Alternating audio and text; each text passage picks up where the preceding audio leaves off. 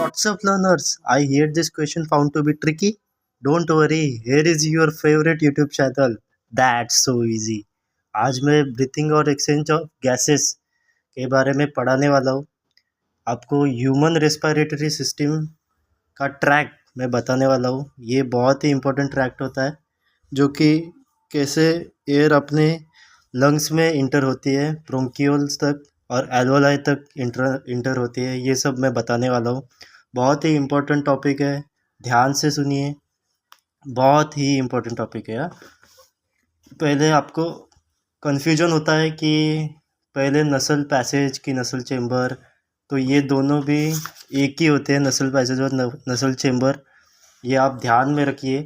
पहले ट्रैक होता क्या है, पहले ये समझिए कि ब्रीथिंग और रेस्पिरेशन में डिफरेंस क्या है. ब्रीथिंग आप एयर को अंदर लेते हैं, बाहर छोड़ते हैं, ये है ब्रीथिंग. और रेस्पिरेटरी मतलब ऑक्सीजन का सारे ऑर्गन तक पहुंचना, ये होता है रेस्पिरेशन. तो वो सब मैं बाद में पढ़ाऊँगा. पहले आपको ट्रैक बताता हूँ कैसे ऑक्सीजन लंग्स तक पहुंचता है. ठीक है, ध्यान से सुनिए. तो ये है वो ट्रैक. अब दिखाता हूँ रेस्पिरेशन होता क्या है. तो ट्रैक बता रहा हूँ. देखो कैसे कैसे एयर अपने नोज से इंटर होके एल्वोलाई तक जाते हैं, ये सब बताने वाला हूँ. तो जब हम ब्रीद इन करते हैं तो हम नॉस्ट्रिल मतलब अपना नोज, इसको कहते हैं एक्सटर्नल नॉस्ट्रिल. तो एक्सटर्नल नॉस्ट्रिल से नसल पैसेज में इंटर होती है, मतलब हमारे नॉस्ट्रिल्स में इंटर होते हैं. इसको नसल पैसेज और नसल चेम्बर भी बोला जाता है. नसल चेम्बर एक ही है, नसल पैसेज और नसल चेम्बर एक ही है. उसके बाद नसल पैसेज से इंटरनल नॉस्ट्रिल में जाता है, फिर इंटरनल नॉस्ट्रिल से फेरिंग्स में जाता है. अब फेरिंग्स एक जंक्शन है जहाँ से ईसोफेगस और ट्रैकिया दोनों मिलते हैं. तो ईसोफेगस मतलब फूड पाइप और ट्रैकिया मतलब विंड पाइप. ये हमारा ट्रैकिया हमारा इम्पोर्टेंट है क्योंकि ट्रैकिया से लंग्स तक का सफ़र होता है और ईसोफेगस डायरेक्ट स्टमक में जाता है. ठीक है. फेरिंग्स के बाद आता है ग्लोटिस.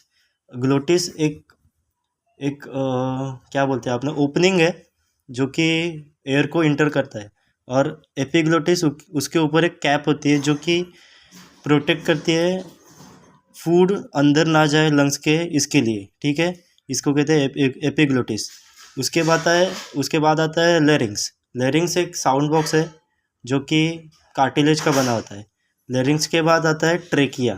ट्रेकिया यही है जो कि एक रास्ता है लंग्स की तरफ जाने का. ठीक है. ट्रेकिया से प्राइमरी ब्रोंकाई, उसके बाद सेकेंडरी ब्रोंकाई, फिर टर्शरी ब्रोंकाई, फिर ब्रोंकियोल्स. ठीक है. ब्रोंकियोल्स से सीधा टर्मिनल ब्रोंकियोल्स तक जाएगी और उसके बाद एल्वोलाई तक, या फिर इसको एल्विलर डक्ट भी बोला जाता है. ठीक है. अब मैं आपको दिखाता हूँ ब्रोंकाई और ब्रोंकियोल्स, आपको समझ में आ जाएगा. आपने डायग्राम भी देखी होगी.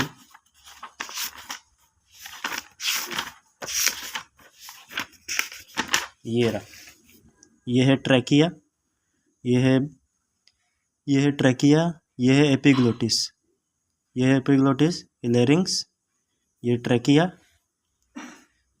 ये है एल्वोलाई, ये है ब्रोंकियोल.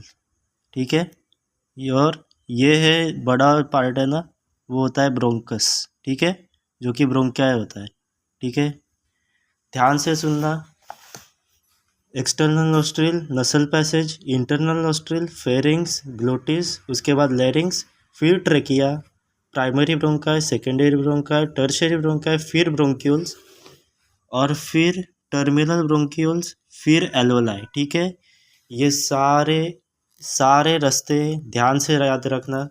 ये नोज से लेके सीधा लंग्स तक ये सब रास्ता है.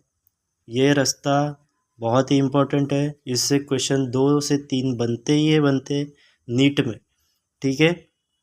अब ये ट्रैक मैंने बता दिया है, यहीं पे ख़त्म हो रहा है. वीडियो को शेयर कीजिए, लाइक कीजिए, सब्सक्राइब कीजिए। अब सब्सक्राइब ब्रीद इन करके सब्सक्राइब कर रहे हो या ब्रीद आउट करके सब्सक्राइब कर रहे हो, ये आपके ऊपर निर्भर करता है, पर सब्सक्राइब होना चाहिए। तो ये बहुत ही कॉम्प्लिकेटेड ट्रैक था, इसको मैंने आसान से शब्दों में आपके लिए लिख के लिया है। आप चाहे तो ये स्क्रीन शॉट्स ले लीजिए, ठीक है। That's so easy. Okay, bye.